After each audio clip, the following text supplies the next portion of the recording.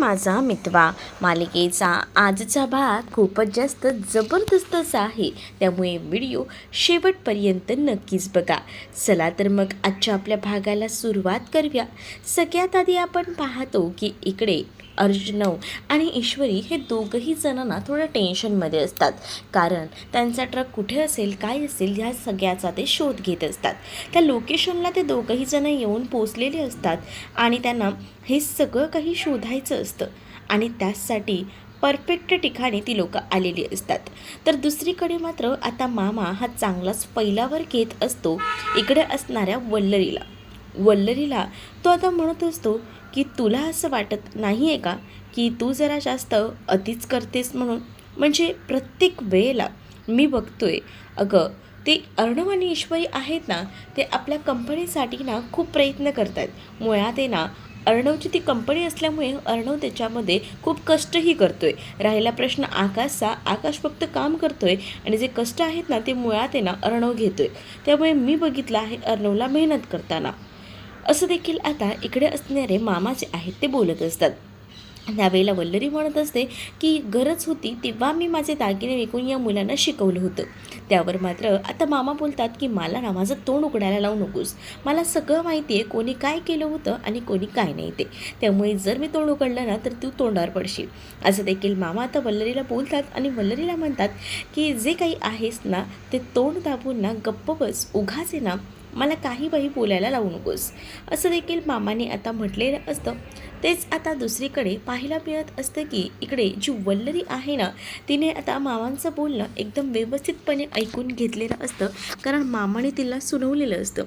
तसं आता मामा जे काही आहे ते बोलून तिकडनं निघून जातात. तर मामा तिकडनं निघून गेल्यानंतर ना इकडे जी वल्लरी आहे तिला पुन्हा एकदा कॉल आलेला असतो आणि त्यामुळे ना वल्लरी ही जास्त करून संतापलेली असते. वल्लरी म्हणत असते की या माणसाचं काहीतरी करावं लागेल, नुसते फोन करून ना वैताग देऊन ठेवला आहे, असं देखील आता ती म्हणत असते. तेच आता दुसरीकडे मात्र ना आता वल्लरी जी आहे ती विचार करते की या माणसाला पैसे द्यायला लागतील, पण इतके पैसे आहेत कुठून. मग तिला ना मामांचं ते बोलणं आठवतं. म्हणजेच मामाला तिने सांगितलेलं असतं ना दागिन्यांचं. मग ते सगळं बोलणं तिला आठवल्याबरोबर तिच्या लक्षात येतं की आपल्याकडे आहेत की दागिने. ते दागिने जर या माणसाच्या तोंडावर मारले तर निदान हा माणूस तरी गप्प बसेल, मला इतके कॉल करणार नाही. मग ती आता दागिने आणि काही पैसे असं घेऊन जायचं ती विचार करत असते, कारण तिला आता माहिती असतं की या माणसाचं तोंड बंद करायचं असेल तर काहीतरी करावं लागणार आहे आणि त्यासाठी तिचं आता हे सगळं काही सुरू असतं. तेच दुसरीकडे आता पाहायला मिळत असतं की अंजली तिच्या रूममध्ये असते. अंजली जेव्हा आता तिच्या रूममध्ये असते ना आता तिथे बाबा येतात आणि बाबांनी येताना ना कन्नूसाठी छोटासा का होईना सोन्याचा दागिना बनवून आणलेला असतो. तर बाबांना अचानक रूममध्ये आलेलं पाहून लगेचच अंजली म्हणत असते की बाबा तुम्ही इथे कसे. तेव्हा बाबा म्हणतात की मला असं वाटलं की जेव्हापासनं आपल्या घरात कन्नू आले, म्हणजे कन्नू म्हणजे आपली लक्ष्मीच झाली ना, मग आपल्या घरातल्या लक्ष्मीला काहीच दिलं नाही आहे. मी जर पूर्वीचा असलो असतो तर नक्कीच काहीतरी मोठं दिलं असतं, पण आता कसं मला एवढं काही जमत नाही. जेवढ्याने मला जमतं आहे ना तेवढं तर मी करू शकतो, म्हणूनच मी माझ्या नातीसाठी हे केलेलं आहे, असं बोलून ना अर्णवच्या बाबांनीच आता इकडे असणाऱ्या अंजलीच्या हातामध्ये तो दागिना दिलेला असतो. आणि त्यामुळेच ना इकडे अंजली म्हणते की बाबा या सगळ्याची काय गरज होती, खरंच काहीच नव्हतं गरज. पण आता ती बाबांना म्हणत असते. तेव्हाच ना बाबा म्हणतात की मला माहिती आहे या सगळ्याची गरज नव्हती, पण तरीसुद्धा तुम्हाला हे घ्यावंच लागणार आहे, कारण मी जे काही केलं आहे ते माझ्या बाळासाठी, असंही आता ती म्हणत असते. त्याच वेळेला आता बाबा हे सगळं माहिती आहे, कळतं आहे मला तुमचं प्रेम आहे, पण तुम्हाला सांगू का आजपर्यंत चिंटूने ना बऱ्याच काही गोष्टी करून ठेवल्या आहेत. खरंच या सगळ्याची काहीच गरज नाही आहे, असं देखील आता बाबांना ती बोलत असते. तेच आता बाबा बोलत असतात की मला माहिती आहे चिंटूने त्याला जमतं तितकं सगळं केले, पण मलाही असं वाटतं ना की माझ्या नातीसाठी मी काहीतरी करायला हवं, सो त्याच्यासाठीच मी हे केलेलं आहे, असं देखील आता म्हटलं जातं. तेच आता दुसरीकडे पाहायला मिळत असतं की आपली कन्नू खरंच खूप गुणी आहे. किती किती काही ना काही करते ना, म्हणजे त्यासाठी तर आपल्या कन्नूला एवढं तर आपण देऊ शकतो ना. म्हणूनच आपल्या कन्नूसाठी हे सगळं काही मी केलेलं आहे असंही आता म्हटलं जातं. तेच आता दुसरीकडे पाहायला मिळत असतं की अंजलीलासुद्धा आता एकदम भरून आलेलं असतं की तिच्या बाबांनी आज कर्णिकाचा विचार केलेला असतो आणि कर्णिकासाठी त्यांनी आता एवढं सुंदर असं छोटं का होईना सोन्याचं गिफ्ट आणलेलं असतं आणि त्यामुळेच ना तिलासुद्धा बरं वाटत असतं. तेच आता दुसरीकडे ती हे सगळं काही पाहत असते. बाबा तिच्या हातामध्ये ते सोन्याचं गिफ्ट देऊन निघून जातात, तर ती एकटक जाणाऱ्या बाबांकडे पाहत असते. कारण बाबा खरंच ना किती विचार करतायत ना, या सगळ्या गोष्टी ना तिच्या आता लक्षात आलेल्या असतात. तेच आता दुसरीकडे पाहायला मिळत असतं की इकडे वल्लरी जी आहे ना ती आता गेलेली असते आणि वल्लरी जेव्हा आता कपाटामध्ये सगळ्या काही गोष्टी शोधत असते, तेव्हा वल्लरीला ना आता आईंच्या रूममध्ये काही दागिने भेटलेले असतात आणि ते दागिने मुळात ती चोरायला आलेली असते. कारण तिला ना आता काही झालं तरीसुद्धा त्या माणसाचंच म्हणजे त्या उदयकांचं तोंड बंद करायचं असतं. म्हणूनच हळूच ती रूममध्ये येते आणि रूममध्ये येऊन काही दागिने चोरते, जेणेकरून तिला असं वाटत असतं की हे दागिने जर मी दिले तर निदान काम तरी होईल. आणि म्हणूनच मग आता ती दागिने चोरण्यासाठी तिथे आलेली असते आणि तेव्हाच ना ही बघत असते की मला कोणी बघत तर नाही आहे ना, पण तिला तिथे बघायला ना ऑलरेडी रमाकांत असतात. रमाकांत दाराच्या बाहेर उभं राहून तिला बघत असतात. खरं तर ते ना अंजलीच्या रूममध्ये गेलेले होते आणि तिकडनंच ते आता चाललेले होते आणि जात असताना आजीची रूम वाटेतच लागते ना, म्हणून आजीच्या रूममध्ये ते बघत होते वाकून. मग त्यांना ती वल्लरी दिसत होती आणि वल्लरी काहीतरी करत होती हे सुद्धा त्यांना दिसलेलं होतं आणि त्यामुळेच ना आता हळूच ते बघतात आणि मग विचार करतात की वल्लरी हिचं नेमकं चाललंय तरी काय, म्हणजे ही दागिने वगैरे सगळं काही घेते पण हिचं चाललंय काय काही कळत नसतं इकडे असणाऱ्या या रमाकांतना. पण तरीसुद्धा रमाकांतला बघतात आणि इकडे असणाऱ्या मामीने ठरवलेलं असतं की ना हे जे काही चाललेलं आहे ते आपण घेऊया आणि नंतर सेम टू सेम असेच दागिने खोटे इथे आणून ठेवूया, म्हणजे आत्ताच्या घडीला आपलं काम झालं आहे, एवढे हे पैसे त्याच्या तोंडावर मारले, हे एवढ्या वेळासाठी का होईना आपण वाचतोय, असाही विचार ना आता ती करू लागते. तर दुसरीकडे आता जे अर्णव आणि ईश्वरीचे आहेत ना ते लोकेशनला पोचलेले असतात. तिथे असणाऱ्या एका गॅरेजवाल्याला ते माहिती काढायचा प्रयत्न करतात, कारण गॅरेजमध्ये बऱ्याच गाड्या येतात ना, मग त्यांना असं वाटतं की तिथूनच जवळच्या लोकेशनला गॅरेजवर वगैरे गाडी गेली असेल तर अर्णव ईश्वरी त्या माणसाला विचारतात. तेव्हाच ना तो माणूस सांगत असतो, पण तुम्ही कोण आहे काय आहे. तेव्हाच अर्णव म्हणत असतो की माझा खरं तर ना टेम्पो इथून जाणार होता, म्हणून मला टेम्पोबद्दल थोडं विचारायचं होतं. तेव्हाच तो म्हणतो की टेम्पोबद्दल म्हणताय का, टेम्पोबद्दल आहे ना तुम्हाला एक सांगू का, इथं पुढं ना एक CCTV भेटेल तुम्हाला, म्हणजे इथे पेट्रोल पंप आहे आणि तिथे CCTV कॅमेरेज आहेत, तिथे तुम्हाला सगळ्या काही गोष्टी समजतील, तिथे गेल्यावर ना बरेच क्ल्यू भेटतील असं देखील आता सांगितलेलं असतं. आणि आता हे सगळं कळल्यानंतर ना इकडे असणारं अर्णव आणि ईश्वरी जे आहेत ते खूप जास्त खुश झालेले असतात. चला फायनली आपल्याला जे हवं आहे ते तर मिळालं असा विचार करून पटकन गाडीमध्ये बसतात आणि निघतात. तेच दुसरीकडे उदयकांत आणि त्याचसोबत वल्लरी आता भेटलेली असते. उदयकांत आणि वल्लरी जेव्हा भेटतात ना तेव्हा उदयकांतने काही जी रक्कम आहे बघून ना आता ते लगेचच म्हणतात की हे तेवढे मी सांगितलेले आहेत तेवढे तर मला वाटत नाही आहेत, मला ना ह्याच्यामध्ये ना काहीतरी गडबड दिसते, कमी आहेत हे पैसे, असंही आता उदयकांत वल्लरीला सुनावत असतात. वल्लरीला जेव्हा ते सुनावतात ना तेव्हा वल्लरी म्हणत असते की हो हो पैसे मापणारा जरा थांब, आणि असं बोलून अजून जे काही असतात ना ते पैसेच म्हणजे काही दागिने जे आहेत गाडीमध्ये ठेवलेले ते सुद्धा ती काढून आता देऊ लागते. आणि जेव्हा ती काढलेले दागिने बाहेर काढते ना तेव्हा तो म्हणतो की हे दागिने तरी खरे आहेत ना, हो हो खरे आहेत ना हे दागिने, आणि असं बोलून मग आता काय ते दागिने जे आहेत ना ते आता बाहेर काढून दिले जातात. मग तेव्हाच ना हे दागिने जेव्हा बाहेर काढून ती देते तेव्हा तेव्हा कुठे जाऊन त्याचा जीव कुठे भांड्यात पडतो. तेच आता दुसरीकडे पाहायला मिळत असतं की या दोघांवर नजर ठेवायला ना कोणीतरी असतं, ज्यांनी ह्यांचा व्हिडिओ फोटो काढलेला असतो, पण तो व्यक्ती जो कोणी आहे तो दाखवला गेलेला नाही आहे. इकडे आता उदयकांतला वल्लरी सांगत असते की मला जेव्हा गरज लागेल ना तेव्हा तुला यायचं आहे, हां लक्षात ठेव, असंही आता ती म्हणत असते. तेव्हाच उदयकांत म्हणतो की हो खोटारडी बाई आहेस तू, तुला पैसे द्यावे लागतील त्या त्या कामाचे, तेव्हाच मी तुझ्या उपयोगी पडेन, नाही तर मी काही तुझ्या उपयोगी वगैरे पडणार नाही, असंही आता म्हटलेलं असतं. आता वल्लरीही त्याला म्हणत असते की हो हो करेन मी सगळं काही, फक्त ना तेवढं ते काम कर. मग आता इकडे वल्लरी त्याला पैसे वगैरे देते आणि वल्लरी त्याला पैसे आणि दागिने देऊन ना तिकडनं आता लंपास झालेली असते. आणि हे सगळं काही ना आता कोणीतरी पाहिलेलं असतं. तिला असं वाटतं की तिला कोणीच पाहिलेलं नाही आहे, पण तिच्यावर सुद्धा कोणीतरी वॉच ठेवून असतंच, कारण तिचं जे काही चाललेलं आहे ना ते एकदमच बेकार चालू असतं. तेव्हाच तिलासुद्धा कुठेतरी संशय येतो की आपल्याला कोणी बघितलं आहे का, पण तिला आता काही दिसत नसतं.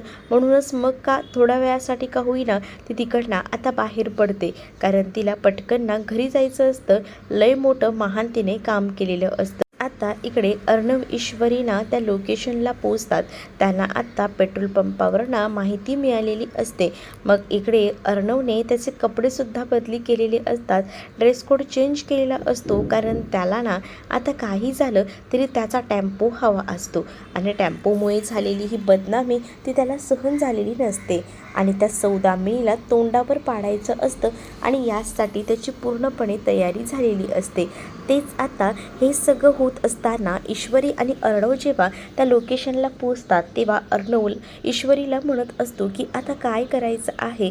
तेव्हाच ईश्वरी म्हणत असते की एकच मिनटं थांबा, आपण लगेच जायला नको. त्यामुळे अर्णवने ना लगेचच ना त्याच्या माणसालाच म्हणजे शिर्केला कॉल केलेला असतो आणि शिर्केला कॉल करून त्याने सांगितलेलं असतं की मी तुम्हाला लोकेशन पाठवतो, तिथे पोलिसांना घेऊन या.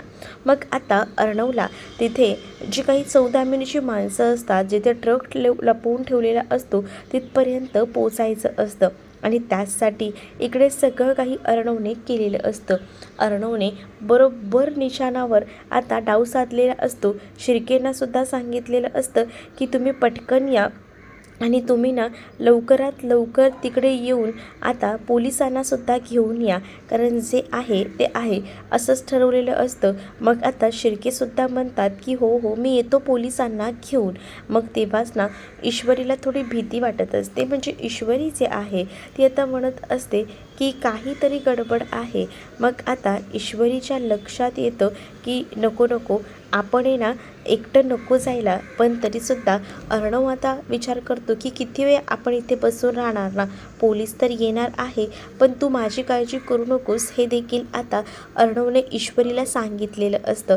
कारण त्याला असं वाटत असतं की निदान ना हातात ना कोणी निसटायला नको, म्हणून तो ना आता गाडी बाजूला लावतो आणि वर तो ना सांगतो सुद्धा एक काम कर, तिथे ना आता कोणीसुद्धा नाही आहे, तोपर्यंत मी जातो, तू इथे आला ना शिर्के वगैरे तर पाठवून दे. दुसरीकडे रमाकांतला वल्लरीवर संशय येत असतो. तेच वल्लरी आता बाहेरून आलेली असते. वल्लरी जेव्हा बाहेरून येते तेव्हा वल्लरीला रमाकांत विचारत असतात की तू कुठे गेली होतीस, काय करत होतीस, हे असे अनेक प्रश्न आता वल्लरीला विचारले जातात. तेव्हाच ना वल्लरी जी आहे ती आता थोडी नाटकं करत असते, पण तेव्हाच वल्लरीला जेव्हा हे प्रश्न विचारले जातात तेव्हा वल्लरी म्हणते की माझा नवरासुद्धा ना माझ्यावर इतकं वॉच ठेवत नाही जितकं तुम्ही ठेवताय, असं बोलून ना तिने आता त्यांना फैलावर घेतलेलं असतं. तेव्हाच ते म्हणतात की तू कुठे गेलीस तरी मला फरक पडणार नाही आहे, पण ते काही आहे ना तुझी काळजी वाटते ना म्हणून. त्यावर नंतर ना ते हेही म्हणतात की मला ना जरा चहा हवा होता, म्हणून मग म्हटलं तुला विचारावं चहा देऊ शकतेस का तू. तेव्हाच ती म्हणते की मला चहा मी बनवून देऊ तुम्हाला, अनिता बाहेर गेली ना, ती अनिता येईल तेव्हा तुम्हाला चहा वगैरे बनवून देईल, मला नका सांगू चहा वगैरे बनवून द्यायला, असंही आता तिने म्हटलेलं असतं. त्यामुळे आता रमाकांत जे आहेत ते शांत राहतात, पण रमाकांतला वल्लरीवर पूर्णपणे संशय येत असतो की हिचं काहीतरी चाललंय, पाणी कुठेतरी मुरतंय, म्हणूनच ते कसून चौकशी करत असतात. पण ती थोडी ना सांगणार आहे आपल्या तोंडाने, तिने जे जे काही केलं आहे ते. म्हणूनच ना मग आता तेही म्हणतात की काहीतरी नक्कीच आहे. मग दुसरीकडे वल्लरी त्यांना सुनावते की तुमचं माझ्या नवऱ्यासोबत जेवढं जमतंय ना तेवढं माझ्यासोबत कधीच जमणार नाही आहे. विचारही करू नका या सगळ्याचा, असंही आता म्हटलं जातं. तेच आता इकडे जी आहे ती वल्लरी भरपूर काही सुनावते आणि वल्लरीने सुनावून झाल्यानंतर वल्लरी जे आहे ती तिकडनं निघून जात असते.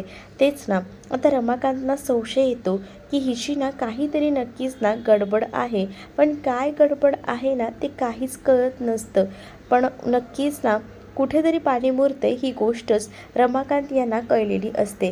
कारण तिचं न सांगून बाहेर जाणं, आईंच्या रूममध्ये जाणं आणि या गोष्टींना परफेक्टली बघितलेल्या असतात इकडे असणाऱ्या रमाकांतने.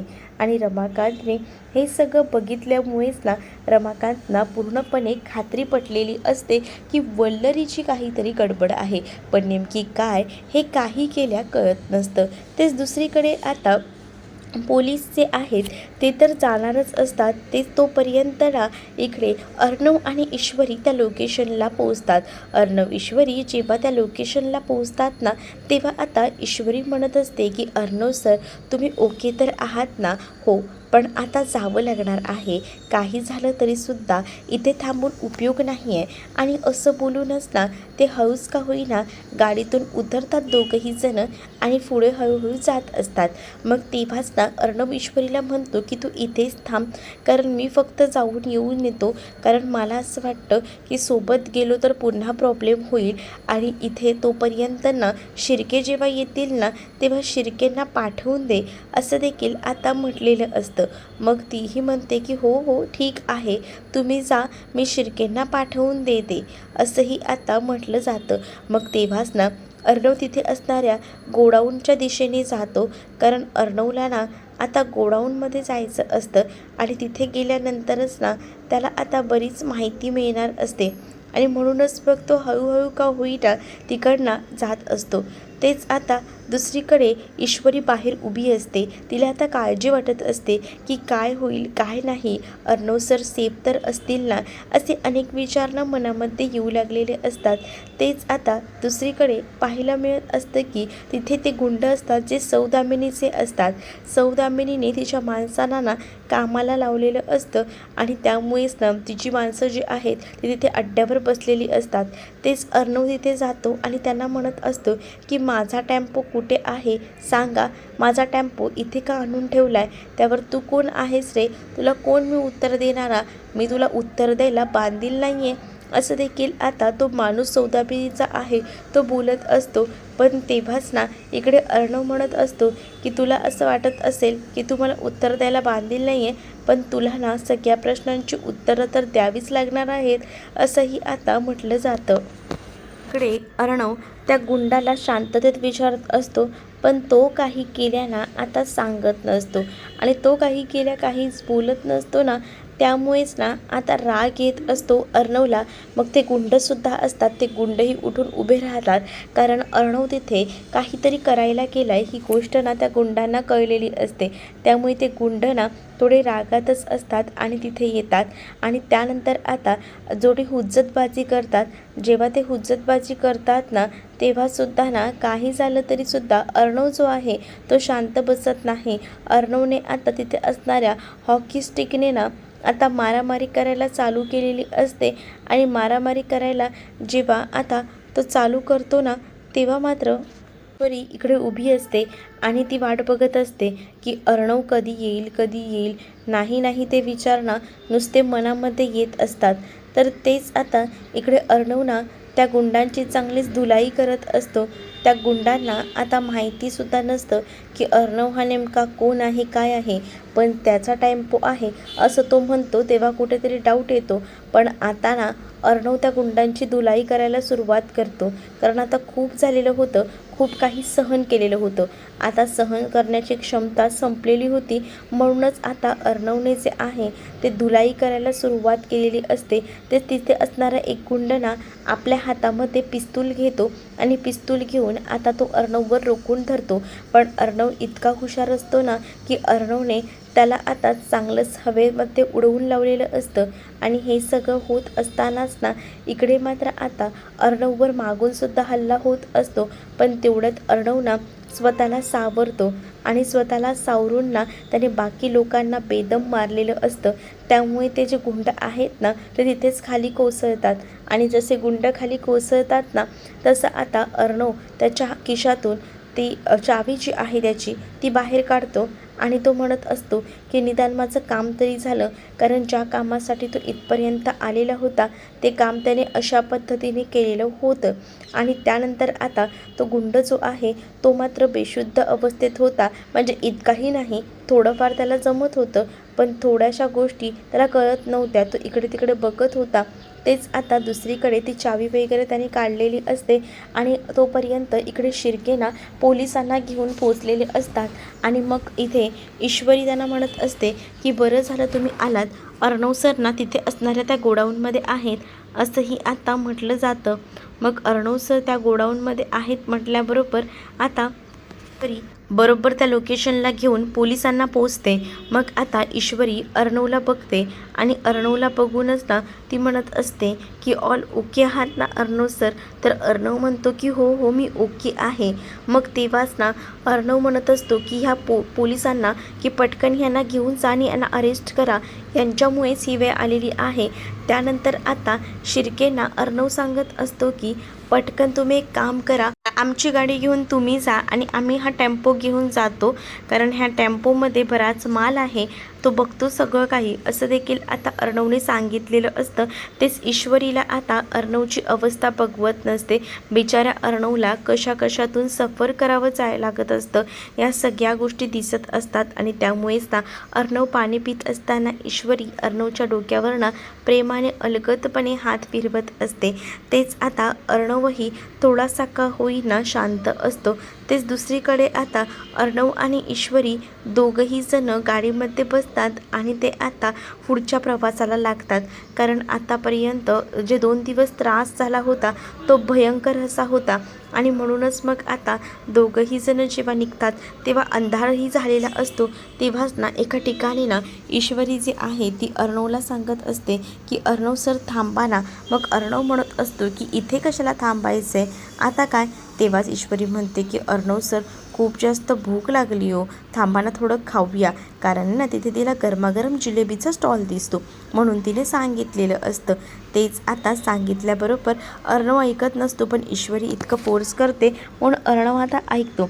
मग आता ईश्वरी जे आहे ना ती अर्णवला म्हणत असते की थांबा हा इथेच. मग दोघंही जण गाडीतून उतरतात आणि त्या स्टॉलकडे जातात. मग आता अर्णवलाही वाटतं की जाऊ दे, बिचारीला भूक लागली तर आपण बघूया तिला काय हवं नको आहे ते. मग आता अर्णव आणि ईश्वरी दोघंही जण बसलेले असतात.